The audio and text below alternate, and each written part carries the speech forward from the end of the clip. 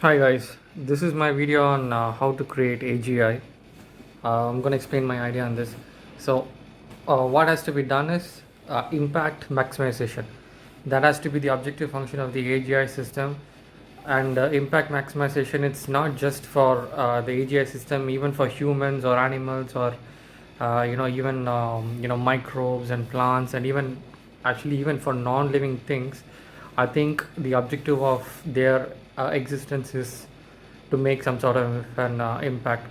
I've explained this in my other videos, so you should probably just watch that to truly accept why impact maximization is the objective function of the AGI. And say for example, every skill that we have, right, every ability that we develop, it is ultimately for impact maximization is the highest, the ultimate objective, I would say. And even things like self-preservation and procreation and things like that, which many others believe, many other AGI researchers like Jeff Hawkins and other people generally believe, right, that to be the objective of all living things. Self-preservation, I've established that it's not actually self-preservation. Self-preservation is one of the derived objectives, and ultimately it is to make an impact. So further down the line, you have navigation and object recognition and language and humor and intellect and logical thinking and poetry and etc etc. All those things are the abilities that are developed for these higher objectives, self-preservation, and above that, impact maximization. And if you want to die and struggle for a cause, if you want to take up a cause, you want to feel proud of your religion, language, or things like that, all your memes and other things, again, that's kind of an impact. Or if you want to strive to build a company that's going to give employment to thousands of people or change the lives of so many people and make a change in the society, that's again kind of a impact. You're trying to create an impact, right? So everything that we do, we can say that it's kind of an trying to make an impact. And then uh, so impact maximization is the object, right? So now how to achieve impact maximization in an AI system, right? I'll tell you what. In a very simple Hebbian learning network, impact maximization occurs naturally. We don't have to do anything. I will explain how. Okay. So let's say that you have an agent. Okay. So this let's say that this agent is totally not intelligent, has no intelligence whatsoever, and then this agent is performing random actions, right? So what this agent does is, let's say, when this agent acts randomly without any intelligence, he will that so the agent will end up uh, doing, um, you know he doesn't achieve the highest efficiency in maximizing the impact. So maybe 50% of the time he does impactful things, and 50% of the time he does non-impact, non things which are not really impactful. Say for example, 50% of the time he or rather the agent you know figures out to sort of press the right buttons and make machines move or things like that. And maybe 50% of the time the agent doesn't know what to do, and then it kind of just gets stuck in a corner and things like that.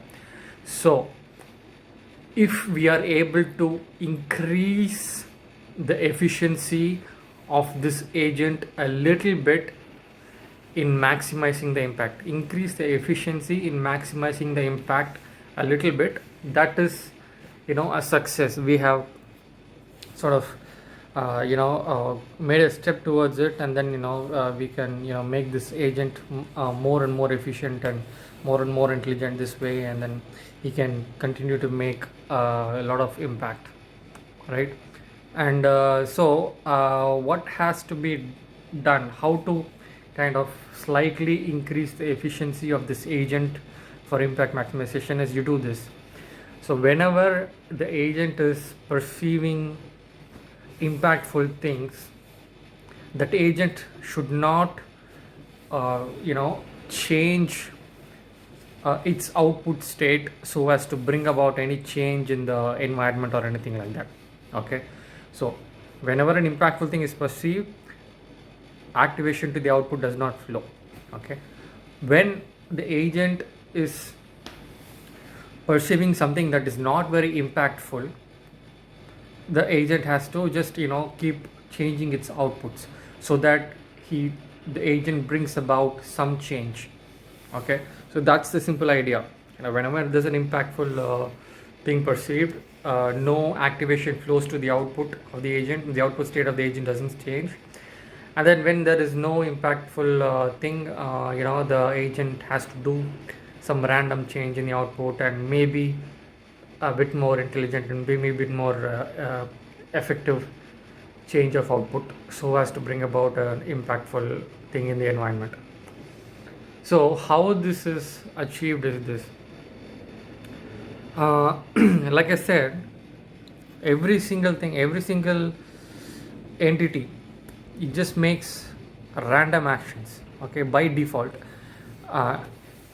The microbes which don't have any brain, or even the most simplest of brains like C. elegans or flatworm or things like that, they just do things by default. So by default, the living agent or even our AI agent has to just keep doing some output stuff, randomly just shake its limbs and things like that. Okay. So and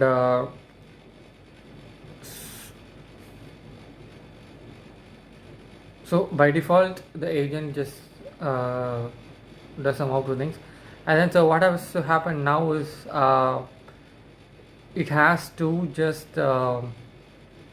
if it perceives something, it has to kind of not do anything, right? So in other words, the activation should not flow to the output. So how does this happen? Like I said, this thing happens naturally in a simple Hebbian network, right? Because let's say that you're the agent, or yeah, and all the, or not you're the agent, let's just say that there's an agent.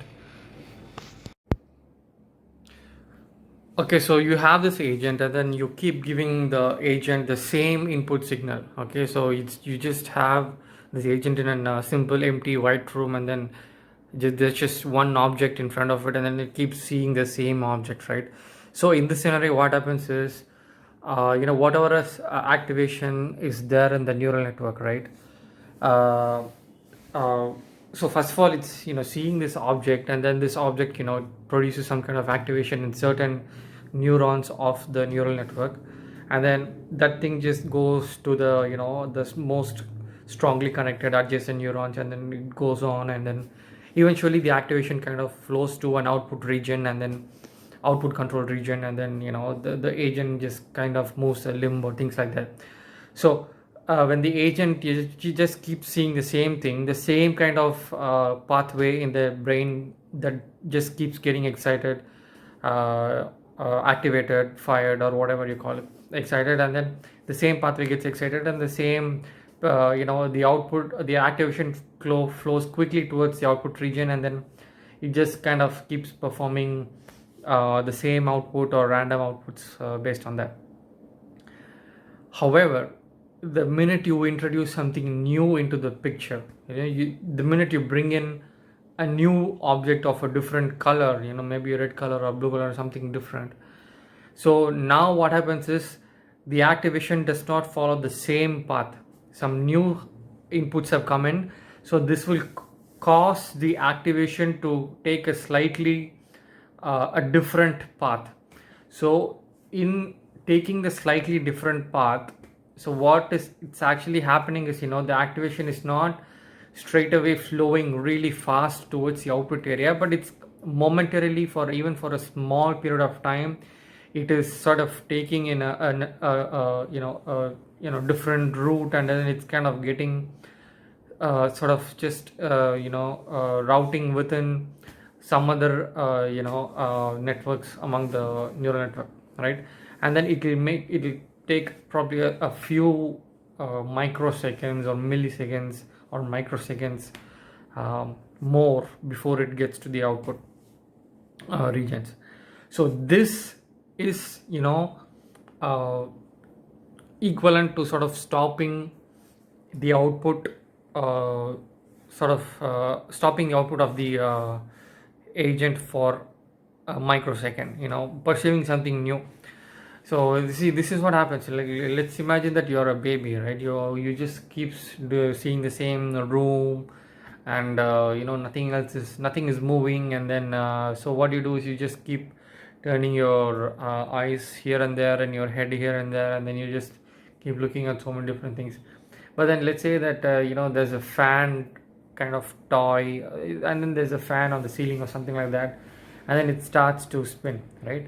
So at that, when you see that, your eyes are just fixated on that. It's like, at that particular point your head is not moving here and there, or you're not really just turning here and there.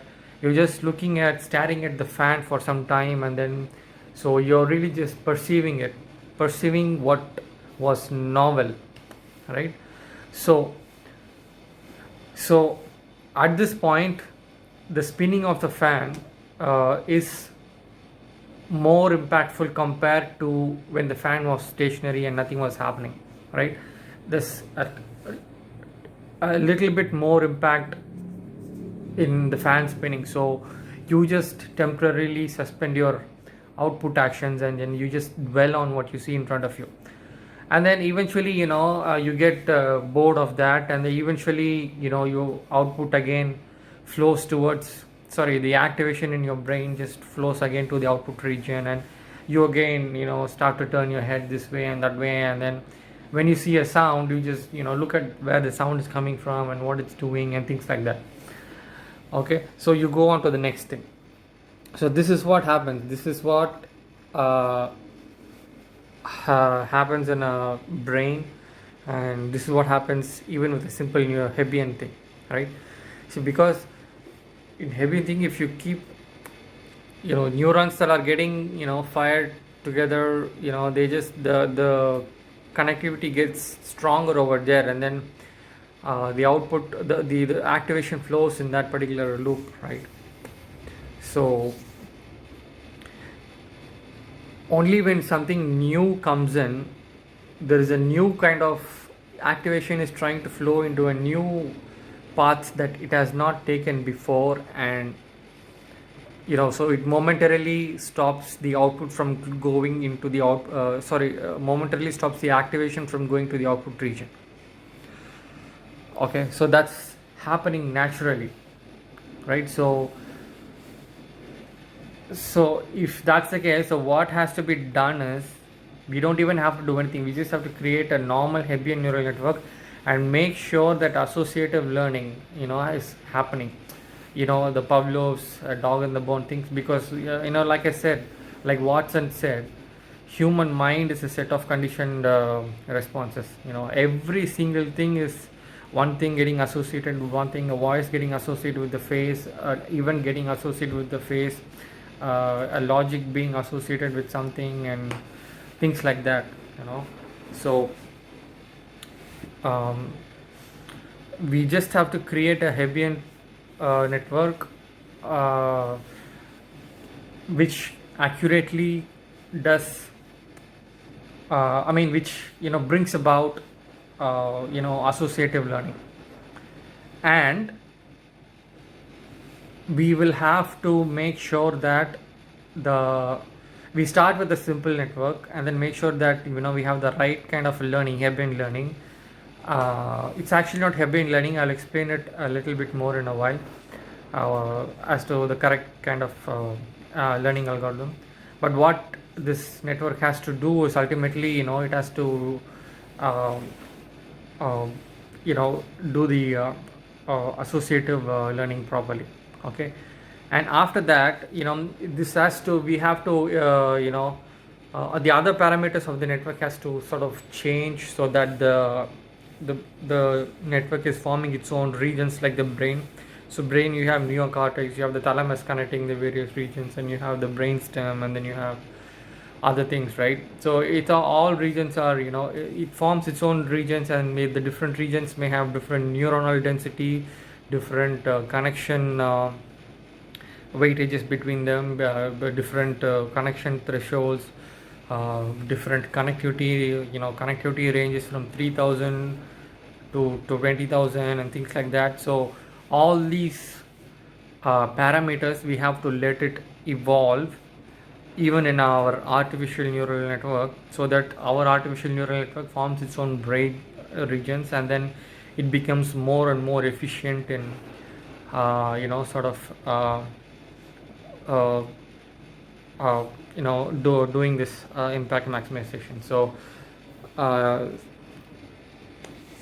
so it's like it will kind of form its own a neocortex, and then add several layers to it, and then it will develop so many higher cognitive functions like humor and things like that, right? um, so what has to happen here is, wait, I'm actually missing something that I have to tell prior to this, but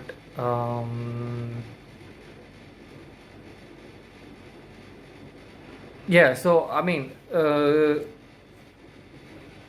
like I said, I talked about different regions, right? So in a very simple C elegans thing, I just 302 neurons. I think there's probably not many different regions, but um, our brain, it has to have different. I mean, to get really higher intelligence, it has to have many different regions, right? So it's like this. I said that something terrible, something bad, right, that is going to cause you to take action, right?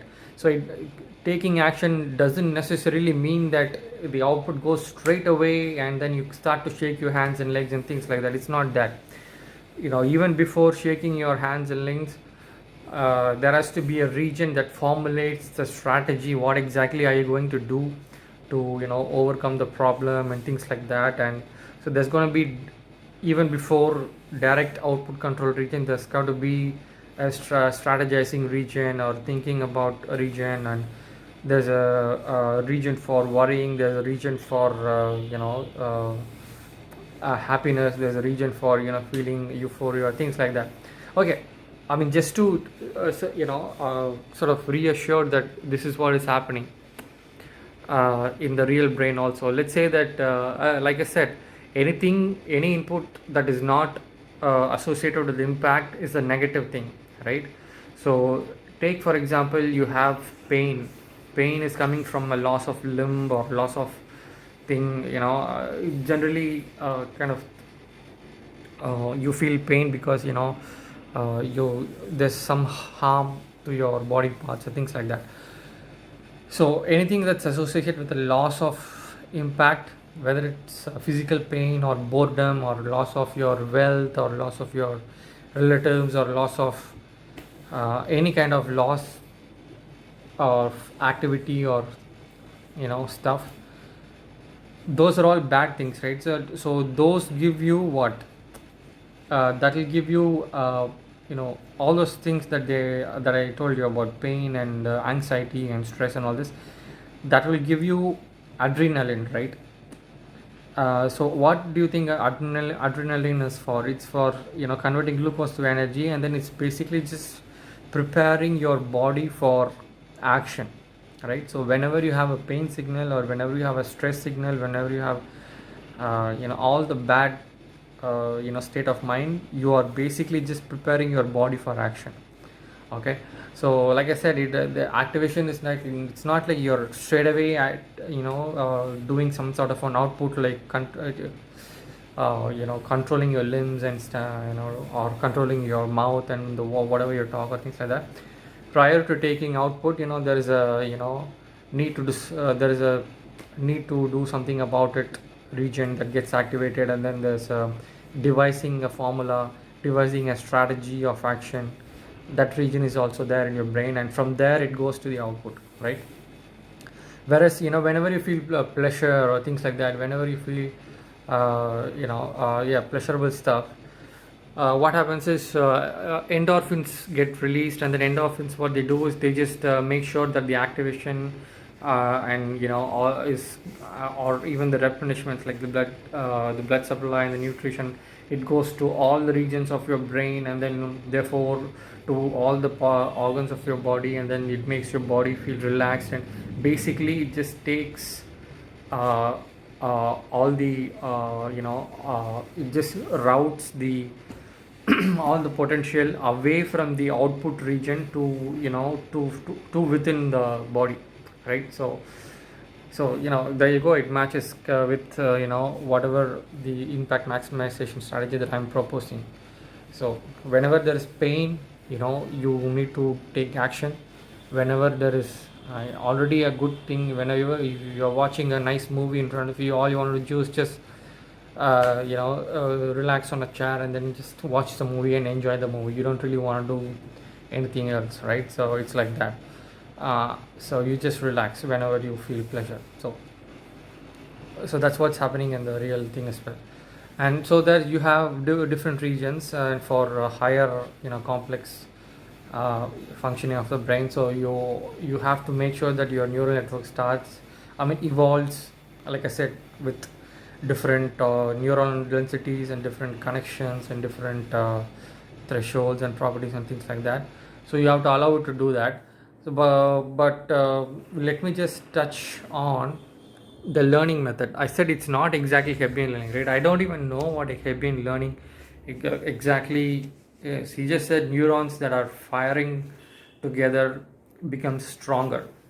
See, and then there's a many other people who claim that they have created neural networks that are that have already accomplished the associative learning and conditional responses neural networks. There are so many people that have published papers on that, and then they claim that they have brought about the conditional learning and all that using spiking neurons and all that. But I'm not really sure if that's the actual stuff that's actually going on in the brain. So let me tell you how, or at least my way of uh, bringing about associative learning. Um, so it's like this. So you have your first neuron, right? And then that neuron is connected to, let's say, 20,000 other neurons through those what synapses, yeah. So what happens is whenever there is a firing between the synapse of one neuron to any of those 20,000 neurons, so that synapse becomes stronger. Next time the threshold is a little bit reduced, so that the next time it only takes a little bit more activation for it to fire to the same synapse the next time, right? uh, so I think this is what is happening. This is not, I'm not sure if Hebbian learning means this or not. So it's not like the neurons that are firing together that is getting stronger, that is getting connected strongly.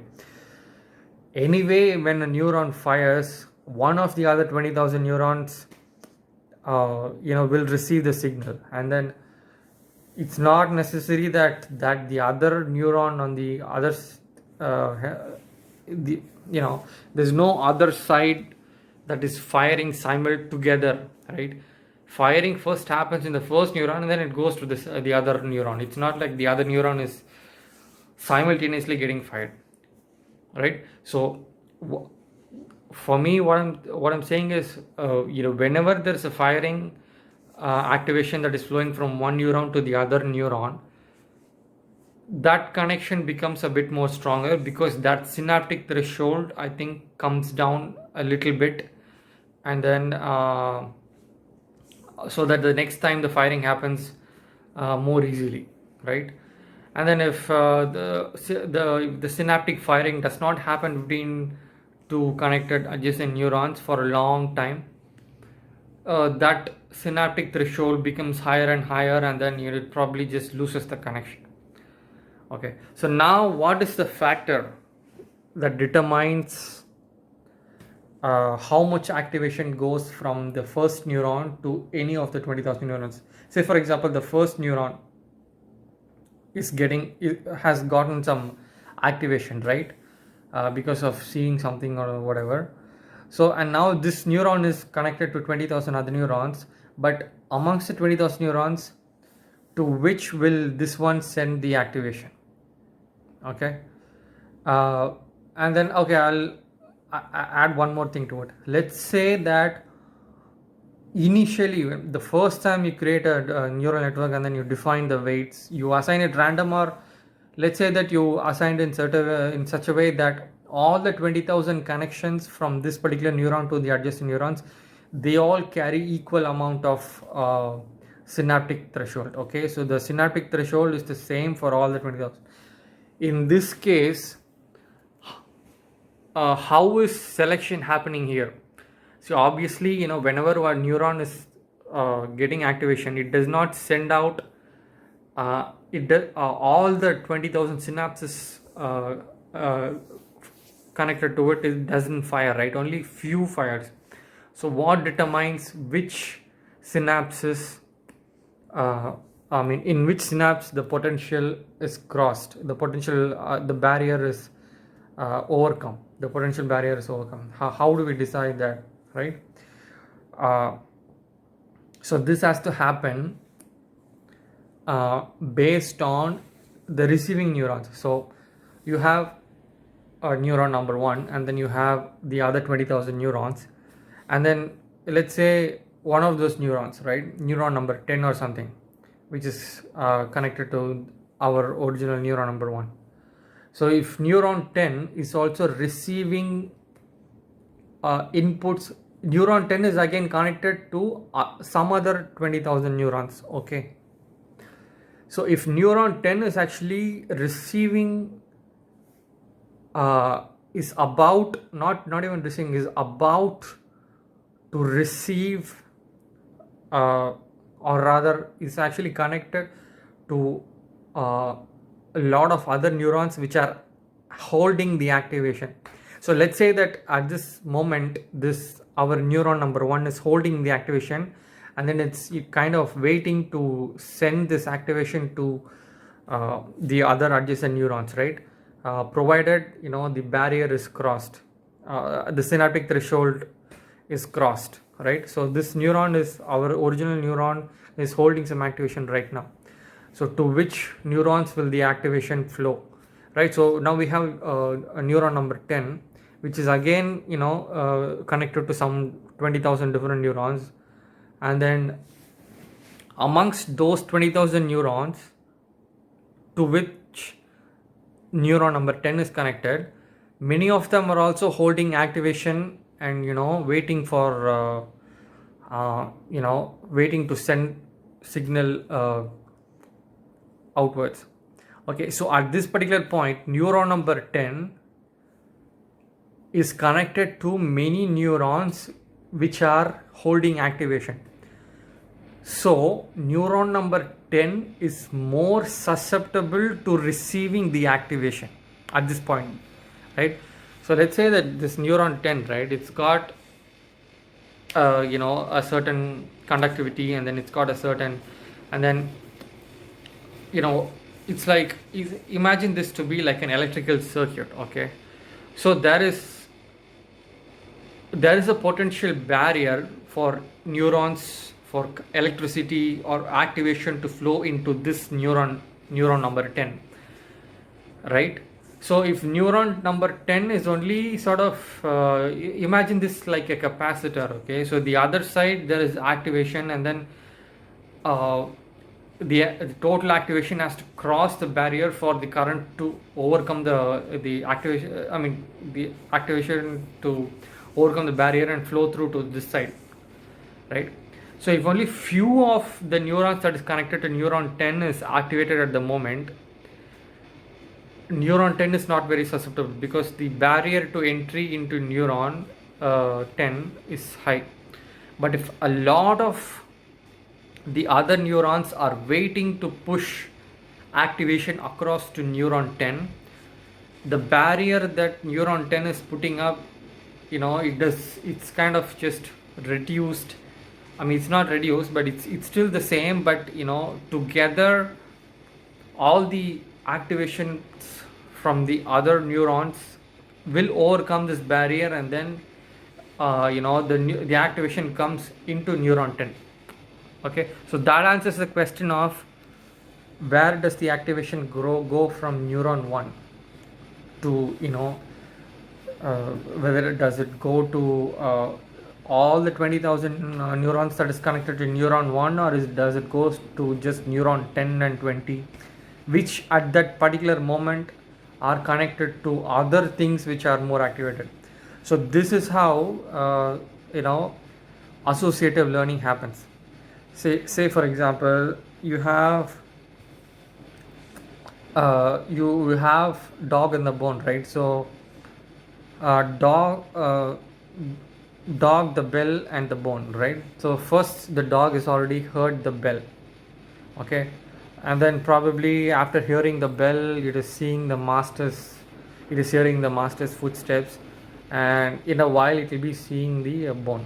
Okay, so let's just skip the master's footsteps. It's just bell, and then immediately next second it's kind of seeing the bone, let's say. Okay, so first when it has perceived the bell, the activation has sort of come through to neuron number 100,000, and from there to neuron number 1,000, and then from there to neuron number 10. So the activation has kind of it is currently there. Okay, let's just forget neuron number 10. Let's just say the activation has come to neuron number 1,000. Okay, and then you see the next thing input, which is the bone, right?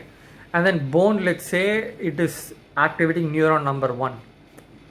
Okay, so at this point what is happening, this is all in a very very small time scale, but then it can also just go on, right? Or maybe this, okay, see the activation, okay, the bell actually happened to excite neuron number 100,000, but then 100,000 and then it stopped, but from 100,000 the activation eventually came down to 1,000. Neuron found its path to neuron number 1,000. Okay, and now you have activation which is there in neuron number 1 from the input bone, seeing the bone. Okay, so from 1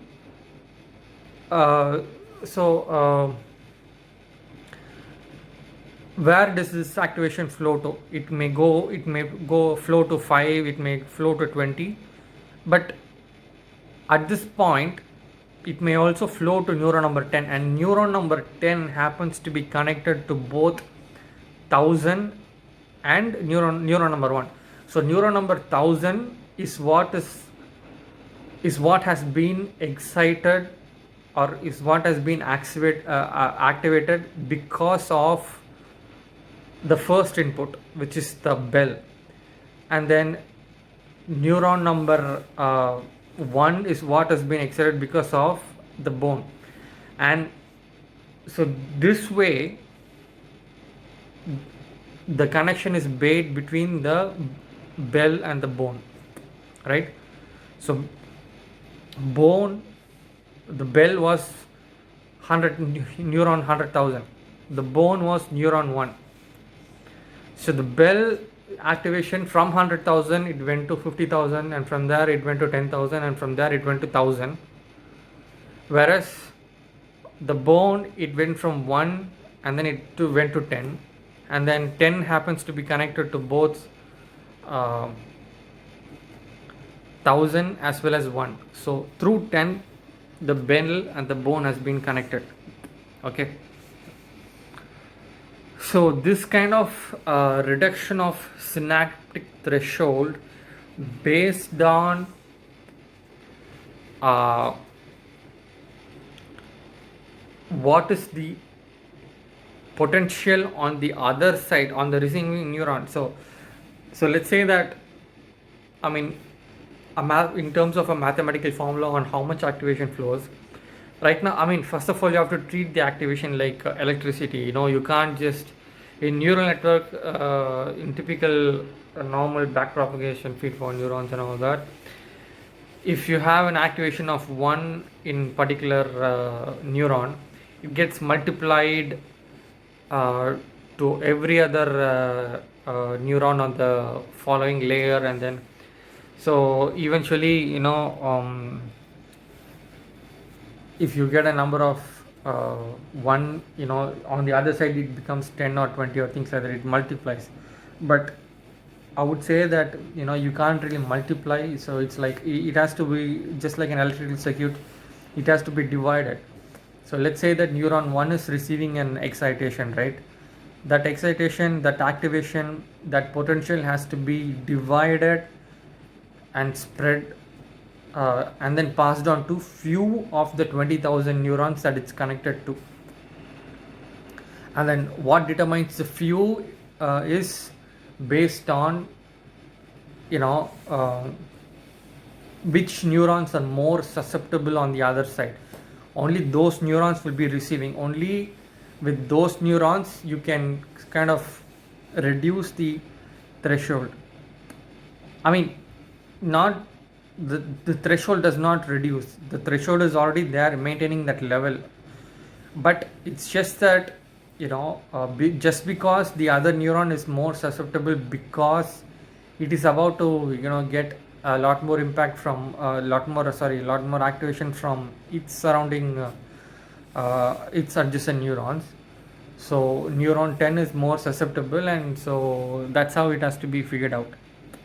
Okay, but the problem is all these things take huge calculations. Say for example, for every time step we have to perform so many other calculations. Like every single time step we have to calculate which neurons are more susceptible to receiving uh, excitation, activation from the previous thing, right? So once that calculation is over, you figure out, okay, this is got a susceptibility score of 50, this one's got a 90, this one's got a susceptibility score of 95, and things like that. And then accordingly the activation from the original neuron has to be split, and it has to go across to the other neurons. Okay, so and then so what happens is, if and then this is now comes in the Hebbian learning. So if this firing happens between neuron number 1 and neuron number 10 across that particular synapse, so that particular the threshold of that particular synapse comes down for a certain period of time, and then eventually the longer it takes to fire again, the threshold again goes back high, and things like that can also be programmed and all that. So I know this was, I don't know, kind of tough explaining. I am not sure if you guys followed it or not. Maybe this was better explained in a whiteboard and things like that, with drawing certain things. But you can just listen to it patiently, and then maybe you can figure it out. And think about what I said about neuron number 1, what is neuron number 10, what is neuron number 1000, and what is the susceptibility quotient of neuron number 10, and things like that, right? So that's the idea, right? So it's not a Hebbian learning, straightforward Hebbian learning, but this is what needs to be done. Similar to Hebbian learning, associative learning has to happen. So if we are able to accomplish associative learning, that's it. Impact maximization occurs naturally. Okay, no, we don't have to do anything. So that's it. So all we have to do is just sit back, and then see the network evolve, form its own regions, and then form more neurons in a particular region. If there is a lot of excitation in that particular activation flow in that particular region, we can come up with rules for that, how more neurons can be formed and more connections can, how, say for example, if the same neuron is repeatedly getting a lot of activation, and then maybe we can increase the number of synapses from which it's going out. Initially it may have been connected to just 20,000 neurons, and then now we can say, because it's getting more traffic, now it's connected to 30,000 other neurons on the output side and things like that, right? So all these parameters we can just change, keep on experimenting, change. It's going to be a huge pursuit. It's not a simple coding, definitely, but the approach is this: once we get associative learning, and then we allow the region to form, neural network to form its own regions and things like that, impact maximization occurs naturally, because, like I said, whatever is impactful, it will stay within the brain, and then whatever is not impactful, it will go and quickly change the output. Okay, that's it.